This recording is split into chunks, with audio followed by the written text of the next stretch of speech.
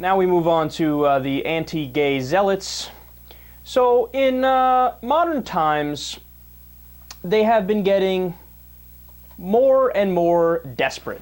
And the reason why they're getting desperate is because the United States is no longer conservative on the issue of gay marriage. In fact, they are overwhelmingly on the side of gay folks. It's 58%, according to the most recent poll.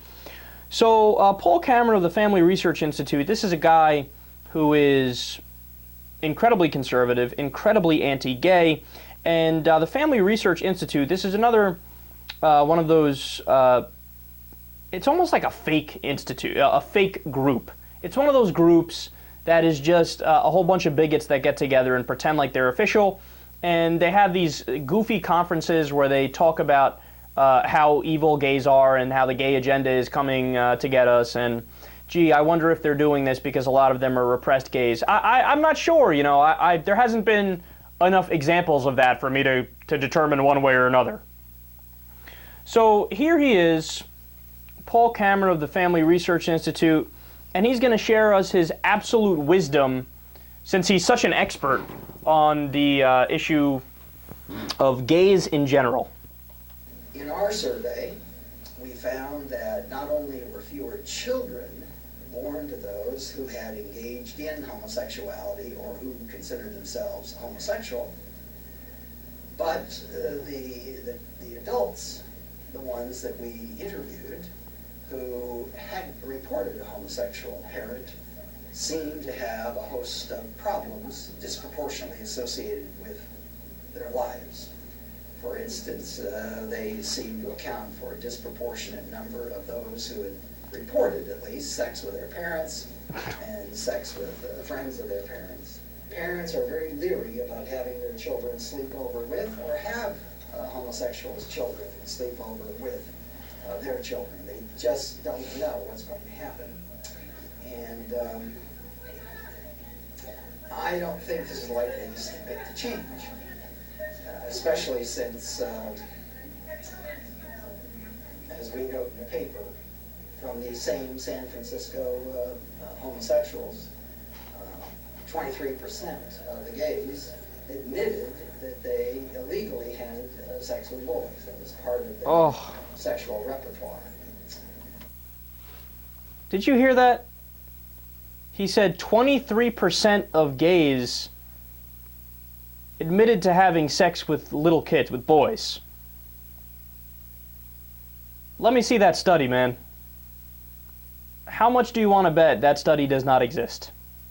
Or if that study exists, it's as bogus can be. No, think about that. 23%, more than 2 out of every 10 gay people admits, yeah, I have sex with boys. What?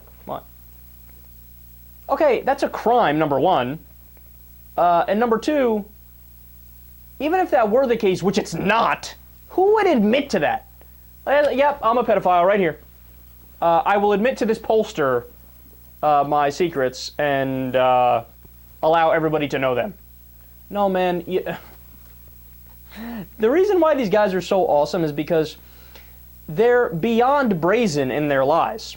And you know why I think a lot of people not necessarily give them credibility, but a lot of people are not like outraged by them? I think it has to do with the fact that they're so brazen in the nonsense that they say that it's almost like people stop and go, God, that's a large number. Even if he's like 5% off, it's still a really, really large number, so wow. Like, I think people, when you say something like that, as confidently as he did and as matter-of-factly as he did, that's so crazy, people, for whatever reason, they just gloss over it like, okay, that's weird, but all right. Nobody actually calls out these sons of bitches for the shit that they say. You think that's bad? Wait. You know what else he said in this clip? 23% of gay people, no, I'm sorry, that was the other one. 20% of gay people admitted to fucking animals. 20% admitted to fucking animals. I want to see that study too. I guarantee you that study doesn't exist. God, they just make stuff up, man. They make up numbers. They just make up numbers. It reminds me of, well, I think it was Michelle Bachmann.